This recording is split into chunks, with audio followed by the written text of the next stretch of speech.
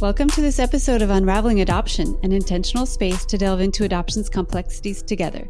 I'm Beth Cyberson. I'm an adoptive mom of an insightful and caring 20-year-old son, Joey, who is launching as an adult. I'm walking beside him while working on my own personal growth and healing.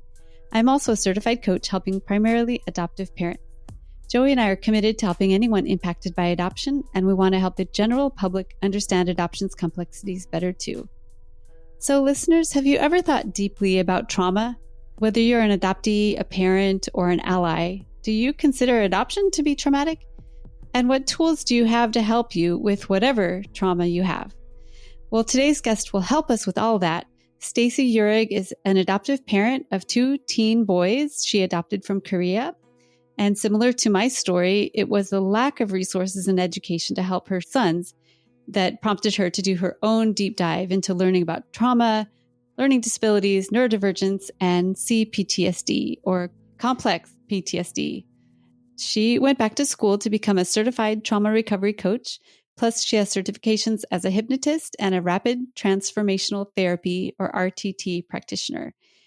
You can access her great information and insight through her ebook, What is Trauma Really? And from her excellent podcast called Flip Your Mindset. And she's also one of the 90 plus members of the Healing the Adoption Constellation database that I coordinate. So great to have you here on Unraveling Adoption, Stacey. Thank you for being here. I'm so happy to be here. This is such an important topic. Yeah, very good. It's always great to connect with other adoptive parents who are on this journey with me of self-discovery and personal growth. Can you just give us whatever parts of the adoption journey that you would like to share, just so people kind of know where you're coming from? Yeah. So as you mentioned, I'm an adoptive mom. We came into that journey through infertility. Not everybody comes into that through infertility, but we did. And as anybody knows, it's a journey when you come into it from that space. And it's a journey of a lot of loss of what you thought you wanted or what you thought would be. Mm-hmm. And we were in that journey for probably 2 years before I just kind of looked at my husband one day and I said, I've been giving it some thought and I have to think about what's really important here. Because we were kind of getting pushed towards the infertility route, meaning, we were not able to successfully get pregnant and we were kind of on the path towards an IVF or an IUI kind of situation. And we hadn't done that yet. And there were a lot of reasons why I didn't want to do that. And I just looked at him one day and I said, I want to be a mom, but I don't need to be pregnant. Mm-hmm. I know there's plenty of people that feel the deep need and desire to be pregnant and have that experience. I'm not one of them. And I just want to have a kid. I want to raise a child. I want to be a part of that experience. And so he said, what does that look like? I'm like, maybe adoption. And then that was a whole journey, just getting him to open his mind to it. Because I think I had thought about it for a while before I even brought it up to him. It'd been cooking for a while. Yeah. Yeah. And so it was really interesting, actually, the way that we came to the decision, which I can talk about if you want. But ultimately, that's the path we ended up taking. And we adopted 2 children about 4.5 years apart. And that's where we are. And now they're 15 and 19 years old. Okay, very good. Our stories are very similar. I also came to this through infertility. And God, that infertility machine is strong. It's like a vacuum. They stuck you in trying to get you to do all of these things. And it's not unlike the vacuum of the adoption industry, actually, that also sucks you in. There's a couple of big forces on both of those angles. But it's interesting. And in your journey, I don't want you to share your kids' stories, but did you run into any challenges or has it been unicorns and rainbows the whole time? Definitely not unicorns and rainbows the whole time. And I think, as adoptive parents, sometimes it's hard for us to tease out like what's adoption related and what's just normal teenage angst, right? Yes. But I will say I went into this experience blissfully unaware and ignorant. Mm-hmm. And oh my God, if I could look at this from a different lens, like if I could go all the way back. Same here. I would say that really there were some challenges in the toddler years for sure. And then I felt as though we moved into elementary school. And with the one, we were having a lot of school challenges as far as academics and not moving as quickly as everybody else. Very, very bright, but having a lot of roadblocks, which I was really seeking insight into for years and years and years. And nobody at the district was able to lend the appropriate hand, which is a whole other podcast. Yep. And my other one, not so much. So I was kind of blissfully ignorant. Okay. And then in middle school, my oldest had a brain injury and it kind of really exposed a lot. And we ended up getting down a very deep, dark path with that brain injury. Okay. And so everything I was experiencing from that moment was through the lens of the brain injury. Okay. And there were a lot of challenges, a lot of school missing. I would say he was medically excused from the second half of 8th grade. Wow. Okay. But the reality is if I looked back now, would we have had some of the same challenges without the brain injury? Maybe.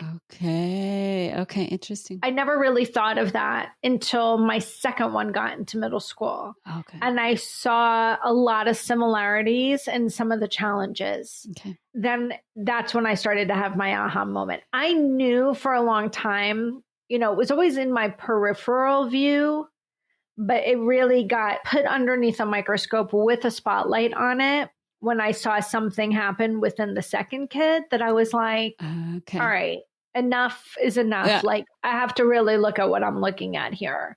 Okay. And that was a real eye opener for me. And that really took me down a deeper path of understanding this primal wound and attachment wounds and attachment trauma and really starting to pull back the layers on what this experience could have.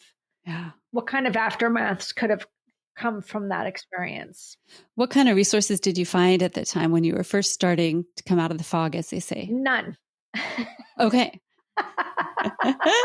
You mentioned Probably Primal Wound. why I thought maybe you saw the book. My first inclination was to start looking for therapists that specialized in the adoption space. There were 2 in my state. I live in New Jersey, and both were blocked out for like a year. Yep, I know. So I was like, okay, that's a problem. No one was talking about it in my adoption forum.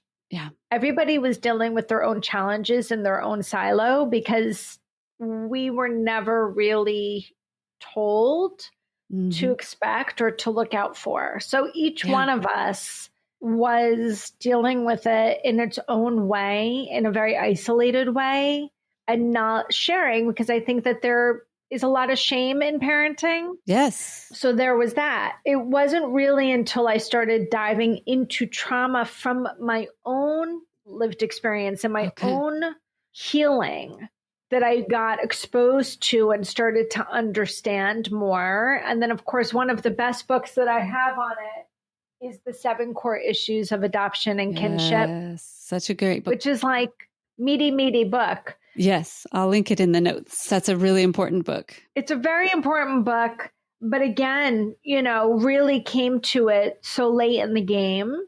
And I feel like so much of my learning was very self-driven. I just was on a mission to try to understand what it was that I was looking at. Yeah, we have so many similarities. And I feel kind of resentful that nobody told me this stuff. And so that's why I'm out here trying to raise awareness. And I almost always am talking to adoptees on the show. You're one of the very few adoptive parents that I've had on because you have this special expertise. But we have to do a better job of helping these younger parents or hopeful adoptive parents before they even adopt. Let's help them understand what they're getting themselves into so they can be prepared. I mean, it may not happen. Their kid may not have as many problems as my kid had, but man, I wish I would have known. It just would have been nice. It's twofold. It would have been incredibly beneficial to have at least had some fundamental information. So when you did see certain things happening early on, you could have a little bit of a different lens to look through it and then perhaps approach it differently earlier.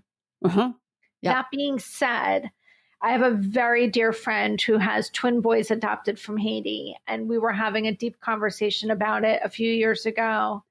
And I said, the adoption industry just did not prepare and give a clearer insight. And her response was, yeah, but if they did, would you have even believed it? Yeah. Or would you just have said, like, that's not going to happen for me? Not my kid, right? I know. Yeah, right. And I was like, well, yeah, likely the opposite, like obviously the latter.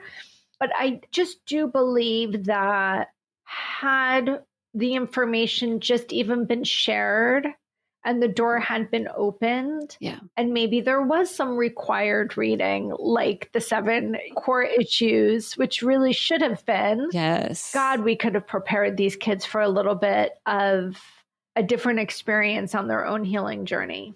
I totally agree. I think intercountry adoption is particularly bad at it because you're dealing with countries that are not in tune with adoption trauma, first of all, and there's money and, it's just, I think some domestic agencies are doing a much better job of it. Mm-hmm. There are other issues with that, but I think the intercountry is particularly fraught with this kind of lack of education, lack of insight. And I totally agree with you. So when you did start to look into adoption trauma and reading the 7 core issues, what did that pull up for you through your infertility journey? I know it helped your kids, but we're not going to talk about your kids. But how did it help you?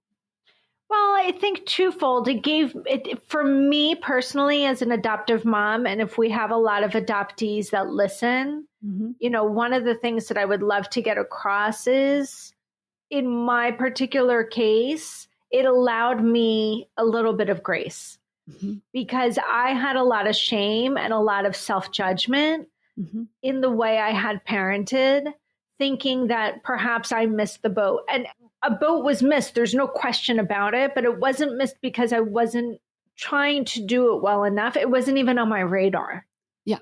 Right. Like you can't know what you don't know. Right. That's right. And so, look, there are some people out there, and this is what I wanted to say to the adoptees that listen, there's no question about it. There are some people out there that should not be parents. Absolutely. End of story. And I've heard plenty of scenarios where even I've had clients that were adoptees where the adoptive parents were just a mess. And it didn't really have to do, obviously it always has to do with not knowing that you're working through trauma as a parent and not doing what I would call trauma-informed parenting, right? But even if that were the case, these parents had so much of their own trauma, they were a mess and probably shouldn't be parenting anyone, right? Because they needed their own reparenting. But for those of us who have made it a mission to be a safe landing space, there's so much that I would have done differently. And so reading the book kind of touched on that for me. Of gosh, if I knew what was inside that book, I would have even approached it even differently. Yeah. But from the same compassionate and empathetic space. And it just gave me a little bit of grace and a little bit of less judgment of wow, this is just so much. I couldn't have comprehended all the things I was going to need to know. Yeah, it is a lot. And all of our kids' trauma pulls up whatever's left over that we haven't dealt with yet either. Of course. Did this send you into your own journey or going to school to become a certified trauma recovery coach? Did that bring up your own? Everyone has their own stuff, right? Look, it's all interconnected, right? Because as I'm going through school, not only is in every single class, it's I almost had 2 different workbooks. One workbook was my own journey and what was I learning about myself? And oh my God, now this makes so much more sense why I have these emotions towards this particular situation. But then in the other notebook, I'm writing down 1,000 questions I have in my mind about how this experience of just not being adopted per se, because that's its own experience, but even the experience pre-coming into our home, what that could have felt like. That's what always landed so hard for me, That's a piece that I disregarded. How old were your kids when they came here? 6 months and 9 months. Ooh, that's a long time. And I think because, how old was your son when he came home? 7. Yeah, 7 months. So we're in the same boat. I think they are relatively around the same age. So I don't know what your process was like, but when we were going through the process of making the decision to adopt, and then where are we adopting from, and what agency are we picking, and all of these different variables, we had a selection of things that were really important to us. And one of the most important things to us in that process was the care of the child in country. Yes. And, really you had 2 things you were looking at: orphanage or not orphanage. Okay. Right. And so one of the variables that was a plus in the Korea column was that our children would be coming from foster care. And that felt like that was an optimal situation given the 2 choices. Okay. And in many cases, it probably could have been. However, the process that my kids went through, and I don't know if everybody's kids went through this, if your child is not born in Seoul, which neither of my children were born in Seoul, and this was again back in like the early 2000s, your child would be born and then placed in a foster home in the area of the country that they're born in. Okay. And then once they're matched, then they would move to Seoul. Oh, okay. Okay. So in my kid's particular case, you have the disruption from the birth parent and you're placed in foster care with your foster family. Your local place. Okay. And then you're moved at, say, 2 months, 4 months, 6 months, you're moved to another family. Shoot. What was lost on me was the attachment piece. Yeah. I'm going to assume, and this is the rainbows and unicorns, that all the foster care situations were great. I'm sure they were perfect. Who's to say? I really will never know. Right. But I'm just going to go in with the assumption that they were really well done. Yeah. Just the disruption of, hey, I'm 8 weeks old or I'm 12 weeks old and I'm forming a bond, I'm forming a trust, I'm forming a relationship. Now we're going on this journey. Yep. And now all of a sudden, where are my people? Yeah. Where have they gone? So they accepted, okay, I guess my mom is gone, but okay, these people are pretty nice. We'll just assume they were nice.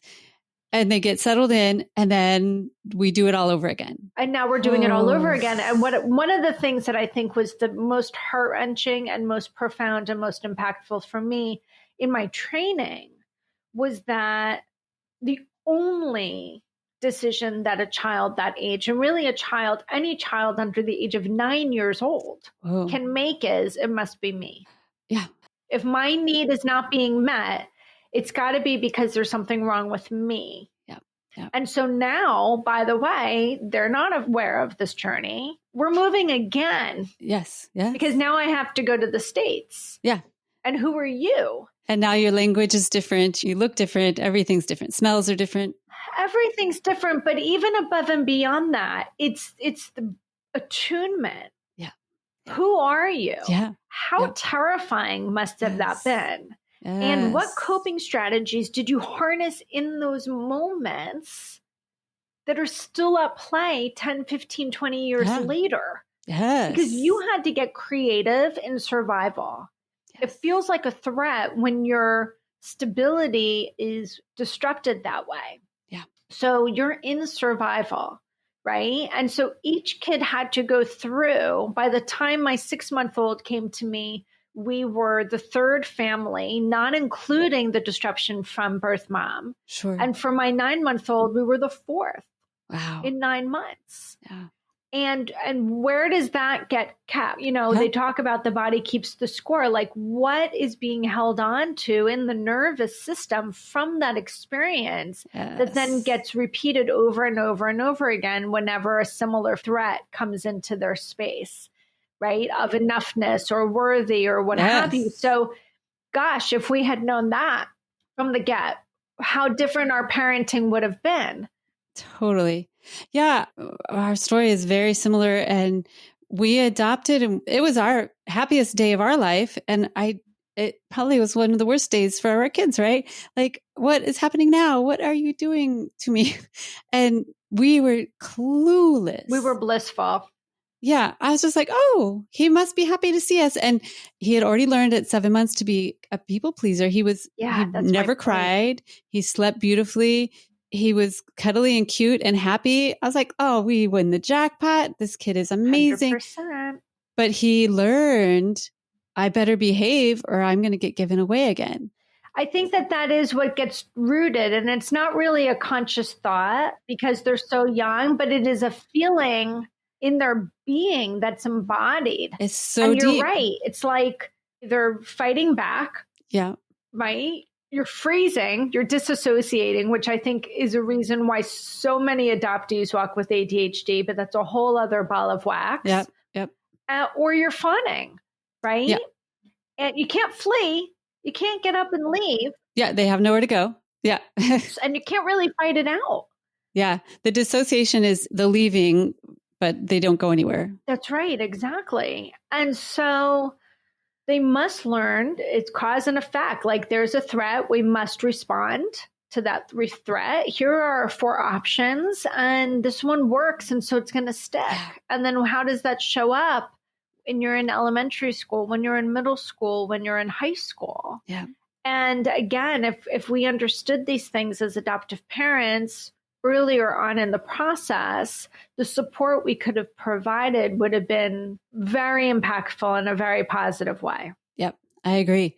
So if you have an adoptive parent coming to you as a coach and they want help with their kid, I know you can't like coach us all on the podcast, but what's your number one go-to? Like, what is the main thing that you tell them?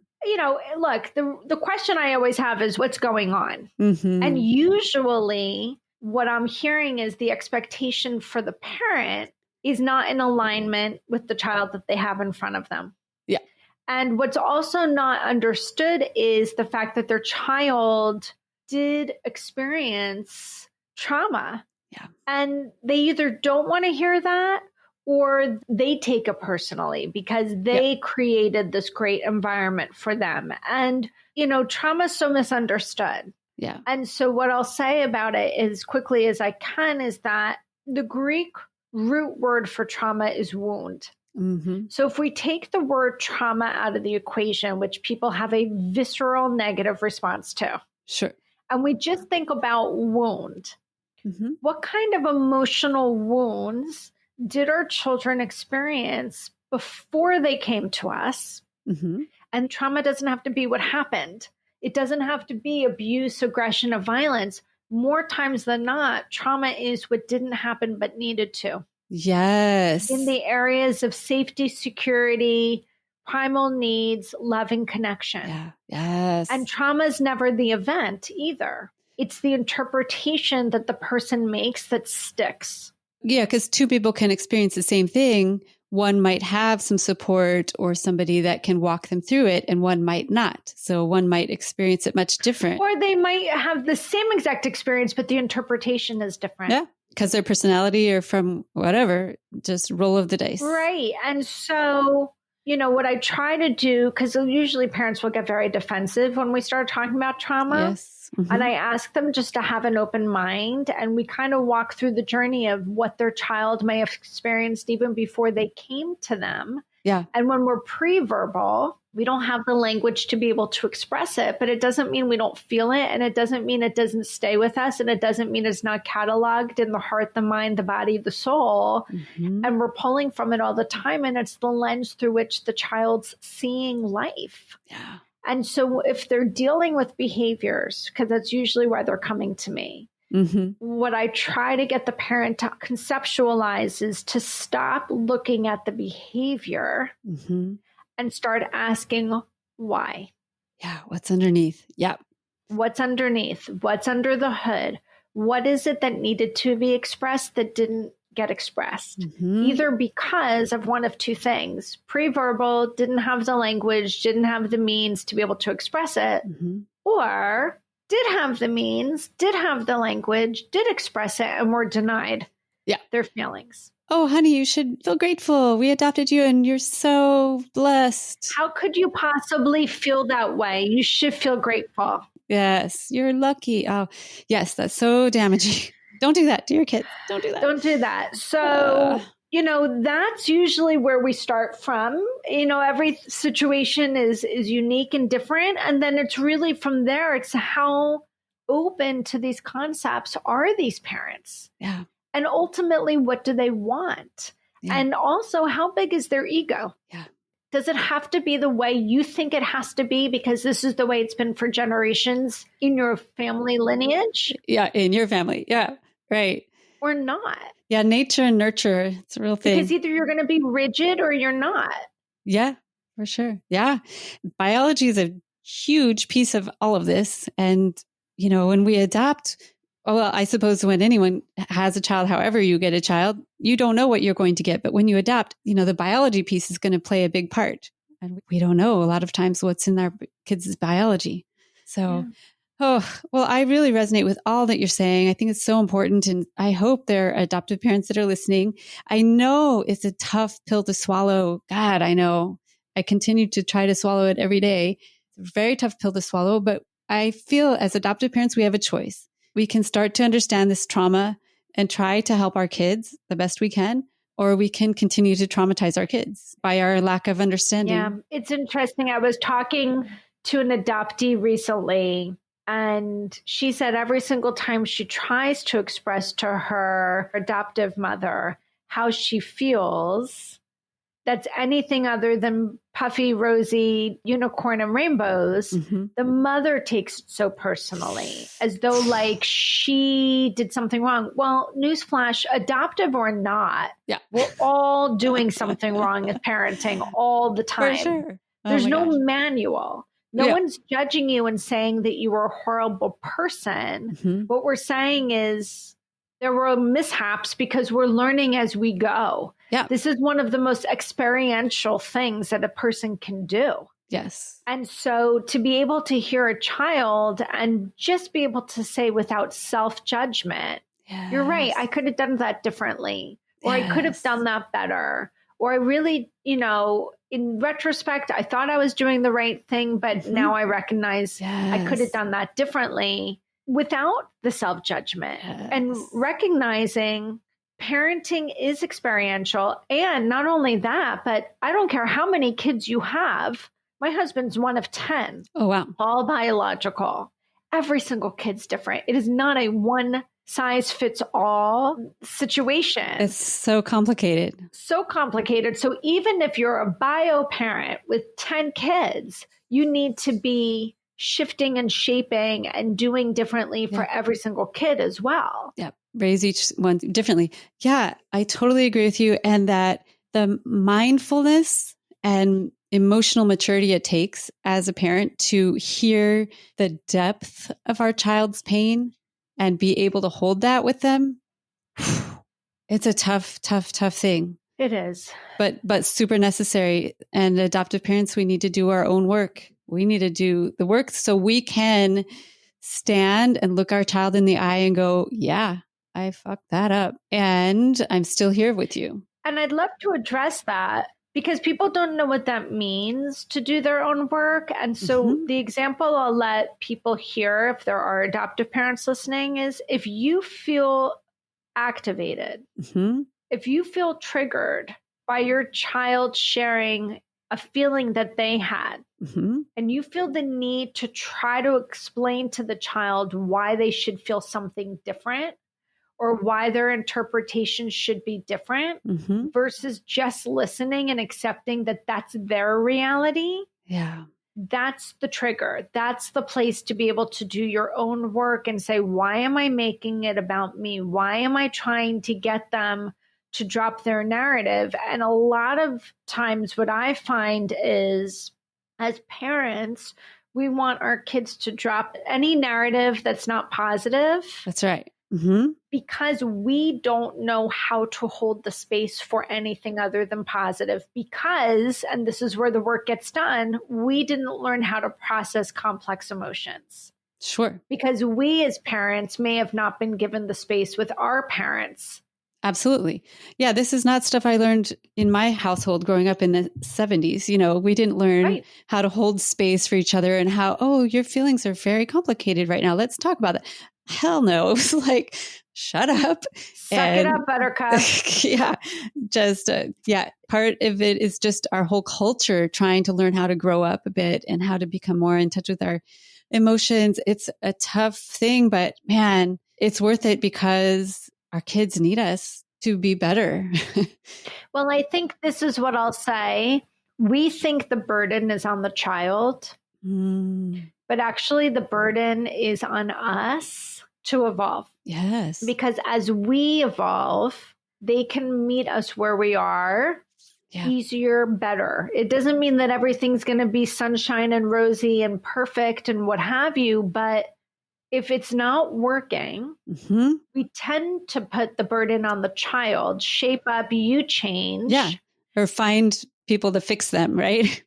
Here, fix my kid. Right. Let's get them into therapy. They need help. Yes. But really, it's twofold. The burden is in both spaces, but they can't meet you where you're not. They can't be more regulated than you are. Yeah. They can only be as regulated as the least regulated person in the house. Yes. That's really profound. And I agree with that completely. So adoptive parents, go do your work. Go do your work so you can help your kids. If you want to help your kids, go do your own work. We don't want to hear that. Damn it. Are you sure? That's right. Because that's the pushback. Yeah. Right. So to your question before, how do I work with parents? My first question always is, why are you here? Well, my kid's acting out and I don't know what to do. And somebody told me I need to come see you. Okay. What work have you done? None. Yeah. How can you just fix my kid? Yeah. It doesn't work that way. The onus is not on the child. They've been through enough. Yeah, exactly. They've been through enough. They're already coming to us with a deficit of, it's like a brain injury from the relinquishment and from even in utero. And even if it's unacknowledged, it's there. And we're supposedly more pulled together. So we need to get on board. Well, gosh, thank you for the work you're doing to help people. I know you work with other parents too, or other just people that aren't related to adoption, but I know that you work with adoptive parents. And are you open to working with adoptees as well that are trying to work with their trauma? I am. I just don't work with anybody under the age of 18. Okay. But I've had plenty of adoptees on my caseload and I love working with them. It's such a heart space for me. And one of the methodologies that I use, or one of the tools that I use, though I don't have to use it with my clients, is hypnosis, as you mentioned earlier. And this is not really designed to unlock a memory that somebody hasn't had. Okay. It's just really designed to help them process an experience that they had, that they can recall through a more appropriate lens, not through the lens of the age that you were at when it happened. Okay. So you reprocess it a different way, rewire it a bit. Yeah. I think that's really effective because especially for anyone with trauma from an early age, you can't really put your finger on it. You don't have words for it. Right. So things like hypnosis, EMDR, plant medicine, the modalities that can find the parts of your brain that are not the frontal lobe are really helpful. That's right. That's right. And this is why people say, is CBT valid? And I think CBT can be a really great model, a therapeutic model. But the problem is it's a top-down method and it's too high up. Yeah. The trauma is at a very lower level within the system. And so that's, the trauma is a feeling. Yeah. It's a belief, it's core, it's deep within the chest, right? Yeah. It's how you feel about yourself. It's not a thought process. It's not logical. You might have a lot of thoughts in and around that, but the feeling is the driving force. Yes. And when we can get to the beliefs and the feelings, which are really rooted in our subconscious, it's going to be a very difficult thing to really tap into at a profound level if you're at such a high up kind of therapeutic model like a CBT. Yeah, there's nothing wrong with CBT for some things. I've used CBT a million different ways for different things that I'm trying to move forward in my life. But there's lots and lots of ways to tackle all of these issues. And I really appreciate your work with trauma and your awareness, and you're bringing this to the forefront through your book and your coaching and your podcast and all the things. So if people wanted to get a hold of you, what would be the best way? The best place is really my website, which is flipyourmindset.com. Okay. And the other place to really check me out, because I'm very active, is in Instagram. Okay, Instagram. Okay. I will link your Instagram handle and I'll put that website address on there, and check out Stacey's podcast too while you're listening to podcasts. And I really appreciate you coming on. It's great to talk to another adoptive parent who is on the same mission to help other families and help adoptees ultimately. So appreciate you being here. Thank you so much. It's really my pleasure.